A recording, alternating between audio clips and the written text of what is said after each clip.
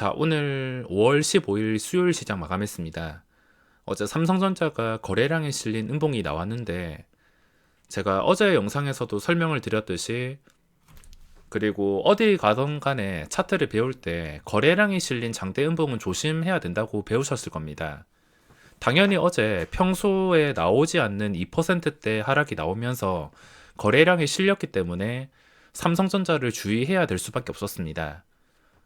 이렇게 거래량이 실린 장대 음봉이라든지 21선, 황금선이라든지 기본적인 것들이 있는데, 이런 기본적인 것들은 절대 무시할 수가 없습니다. 원래 기본적인 것들이 더 강할 수 있기 때문에 기본은 꼭 지키면서 여러 가지 상황을 경험한 것을 토대로 자신에게 맞는 매매를 하는 게 가장 안전합니다. 오늘 증시 변동성이 좀 무섭게 나왔는데, 어제 삼성전자 음봉을 보고 경계를 안 할 수가 없었습니다. 오늘은 8만원까지 깨버리면서 거래량이 훨씬 더 많이 붙었는데, 그 방향이 하락으로 마감을 했습니다. 이렇게 증시 분위기가 갑자기 무서워진다 하더라도 제가 인버스 같은 하락 상품을 투자하지 않는 이유는, 지금 증시가 잠깐 휘청거린다곤 하지만 아직까지 장기적인 하락 추세에서 벗어난 게 아니기 때문에 언제라도 수직으로 이런 식으로 엿장수 입맛대로 반등시킬 수 있는 증시이기 때문에, 지금 상황이 아무리 안 좋아 보인다 하더라도 하락을 예상하고 인버스를 매수할 수가 없었습니다. 변동성이 커진 지금 증시, 제가 5월 공매도 재개부터 관망한다고 말씀을 드렸는데, 역시나 지금까지 제 생각은 변함이 없습니다.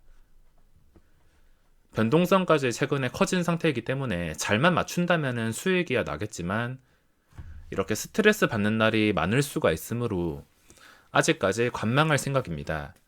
시가총액 상위 종목에 주도할 수 있는 종목이 많다면 이번 하락에서도 싸게 살 기회다라 생각하고 매수했겠지만, 그게 아니기 때문에 그냥 관망하면서 수익이 보이는 종목에서만 적당하게 수익을 쌓아갈 생각입니다. 제가 어제 크게 무너진 뒤에 많은 생각을 했습니다.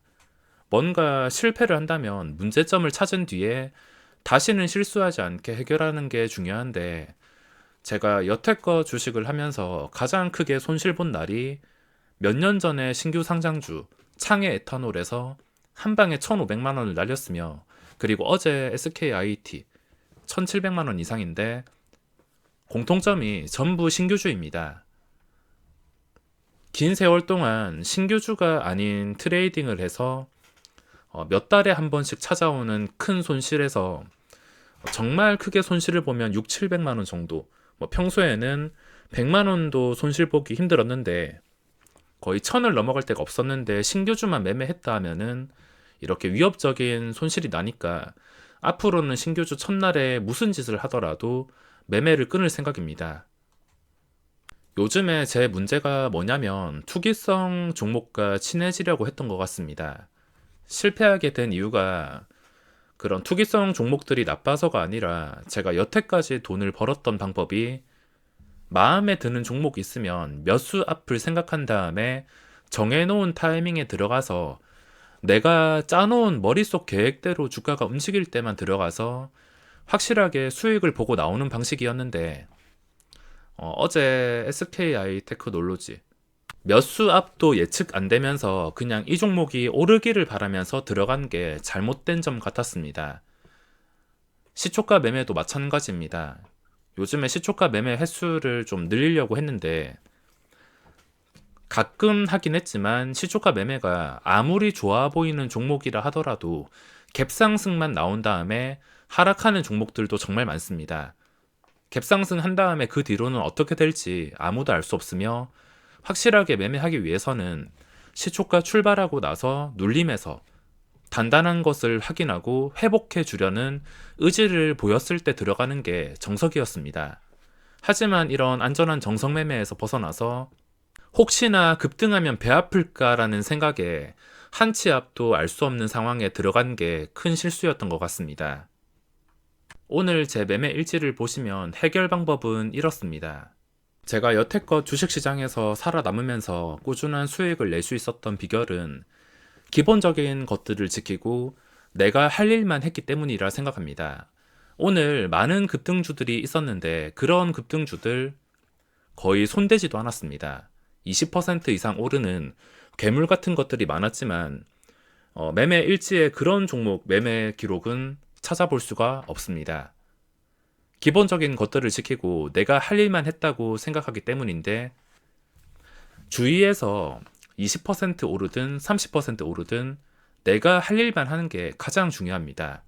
오늘 시장에서 유바이오로직스, 포스코 캠텍, 에이티넘 인베스트 이런 초강력 급등주들이 몇 개씩 나왔지만 오늘만큼은 급등주에 관심을 두지 않고 원래 보고 있던 소수의 종목에서만 집중했습니다. 급등주를 맞췄을 때는 얻는 수익이 정말 짜릿하지만 실패할 경우에 어제 같은 상황이 나오면서 멘탈까지 흔들릴 수 있기 때문에 오늘은 급등주를 끊고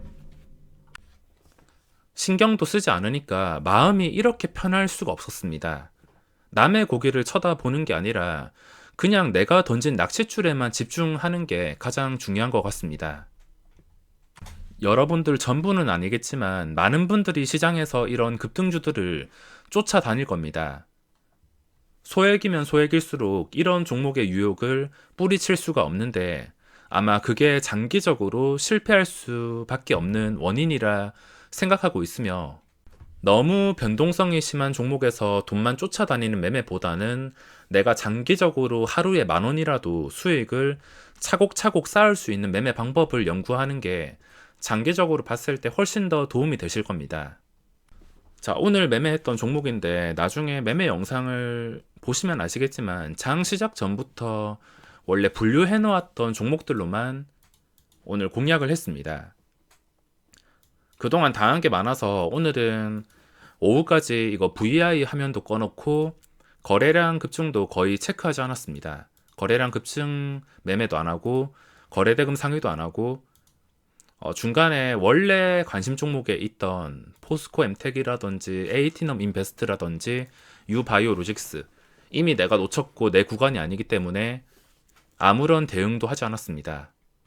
저 종목들이 나쁘다는 게 아니라 내가 좀 집중할 수 있는 종목에서만 내가 친한 종목에서만 매매를 해야 되고 만약에 제가 이런 종목을 선정한 게 아니라 초반부터 포스코 엠텍이라든지 유바이오로직스 초반부터 제가 설정을 해서 상승 초기에 눈치를 챌 수 있었다면은 당연히 이 종목들에서만 매매를 했을 겁니다. 그게 아니고 내가 원하는 종목에서만 계속 집중해서 봤기 때문에 이런 종목을 공략할 틈도 없었으며 생각도 없었습니다. 먼저 HMM 괴물 같은 종목이지만 고점의 장기 투자 목적으로 들어가기에는 이미 멀리 왔습니다. 어디까지 올라갈지는 모르겠지만 이미 장기 투자 목적으로 지금 들어가기에는 너무 부담스러운 상태라 평소와 다른 거래량이 붙을 때만 진입을 합니다. 이것도 여기서부터 평소와 다른 거래량이 붙으면서 올라가는 과정에서 한 번 매매하고 그리고 나중에 한 번 더 매매하면서 매매를 종료했습니다.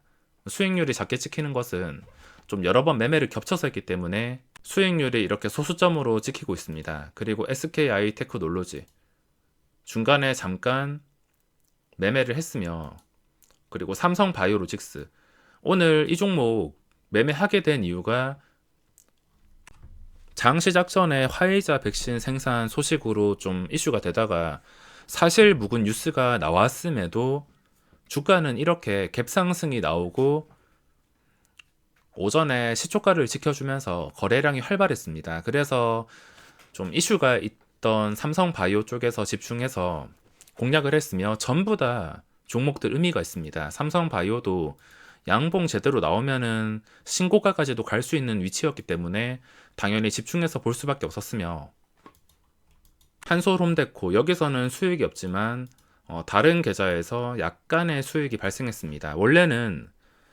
이게 한 80만 원 정도 수익이었을 텐데 나중에 한 번 더 찔러 보다가 상승에 실패해서 수익을 좀 까먹고 마무리했습니다.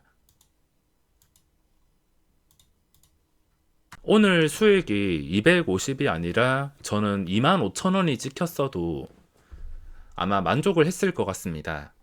어제 크게 실패해서 그거를 한 방에 단기간에 회복할 생각보다는 일단 매매 리듬을 찾는 게 가장 중요합니다. 마음이 편해지는 게 중요하고, 마음이 편해진 상태에서 내가 할 수 있는 가장 자신 있는 매매만 할 수 있는 상황까지 만들어야지 수익은 알아서 따라온다 생각합니다. 오늘 2만 원을 벌었어도 그 다음에 또 기회가 왔을 땐 언제라도 200만 원 벌 기회, 그리고 또 다음에 대박 터졌을 때 500만 원, 700만 원. 어쨌든 간에 매매 리듬만 찾는다면 시간이 해결해 주기 때문에 오늘 손실을 안 본 것에 정말 감사하면서 마무리를 한 것 같습니다. 자, 증시 상황 보시면 외국인 쪽에서 2조 7천억치 매도가 나왔는데 수급이 코스닥 코스피 망가졌습니다. 그전처럼 반등이 나온다 하더라도 지금 계속해서 설명을 드리지만 여기서 지수가 또 고점까지 반등이 나온다 하더라도 따라 들어갈 수가 없습니다. 따라 들어간다 하더라도 내가 부담해야 될 리스크가 더 많을 수가 있기 때문에 반등한다 하더라도 따라 들어갈 수가 없습니다.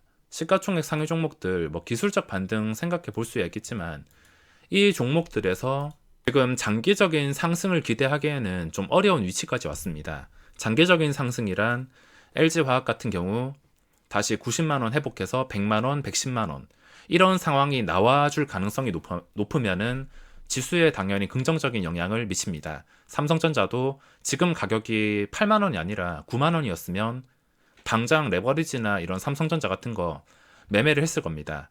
하이닉스도 마찬가지.